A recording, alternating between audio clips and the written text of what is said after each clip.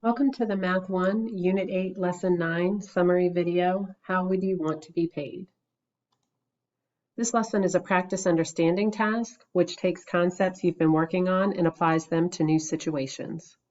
The purpose of this lesson is to compare linear, exponential, and quadratic rates of change over time.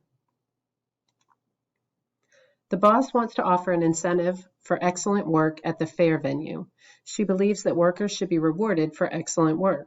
She has three possible pay options in mind. Option 1, the employee earns $100 per day for the 10-day fair.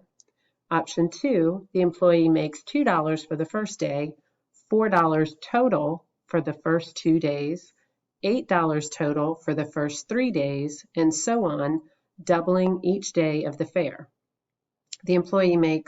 Option 3, the employee makes $60 on the first day. If he or she does a really good job, then on the second day, the daily pay is increased by $10 to $70. On the third day, the daily pay is increased by another $10 to be $80, and so on, increasing the daily pay by $10 for each day of the fair, assuming the employee continues to do a good job. The total amount of money made from choosing this option can be modeled using the function f of d equals 5d squared plus 55d.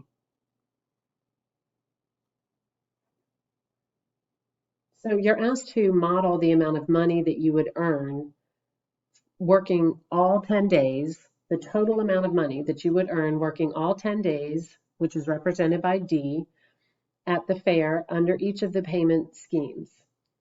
And so you're told that you can use equations, tables, graphs, all of the multiple representations that we've been working on all year long. We're also asked under which option you would make the most total money after working all 10 days. And then we're asked to determine which type of function is being represented in each of the options. So when we look at this first option, option 1, it says the employee earns $100 per day for the 10-day fair. Well, we know that on day 1 it would be 100, on day 2 it would be 200, and so it's increasing at a constant rate of $100 per day. And so we know that that would be a linear function. Option 2, the amount of money is doubling each day. And so we know from previous experience that that would be representing an exponential function. And then when we look at option 3, we are initially given the description of the daily rate. However, the function that they give us represents the total cost. And keep in mind that with each of these options, the questions that we are focusing on relate to the total amount of money earned over the 10-day period, which means that we would need to find the amount of money that they earn each day and then add that to the previous amount.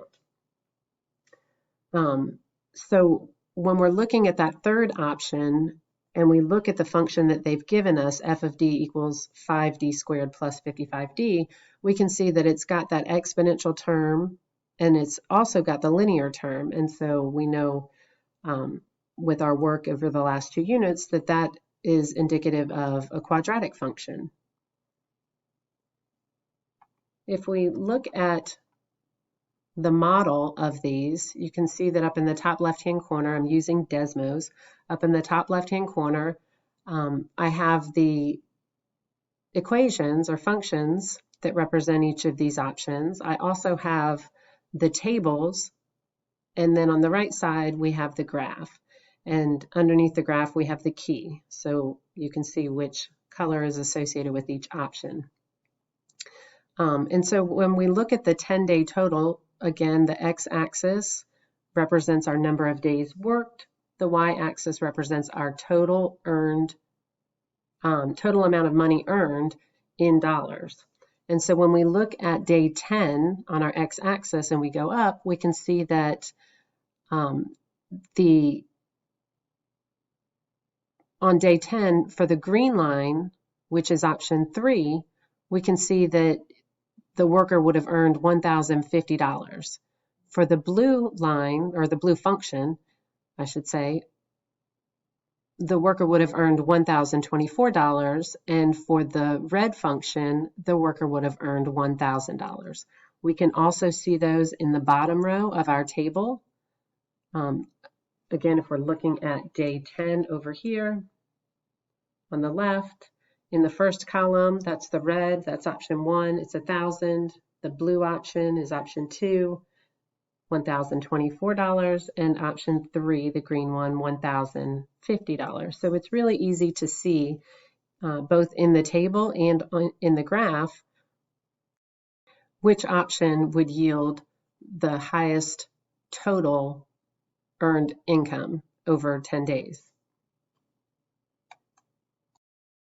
And while the quadratic function does result in the highest amount of money earned after 10 days, it's not by a significant amount. It's only by $26 more than the exponential function and $50 more than the linear function. It shouldn't be surprising to you that the exponential function results in a higher income after 10 days than the linear function, as we discovered that exponential functions always grow faster than linear functions when we were working through units 1 and 2. Because the worker did such a great job at the North Carolina State Fair over 10 days, the worker is asked to continue on working at the South Carolina State Fair for another 10 days, resulting in 20 total days of work. And in this task, you're asked to continue your models to calculate the total pay earned for each option after a total of 20 days.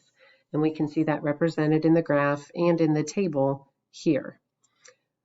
We can see that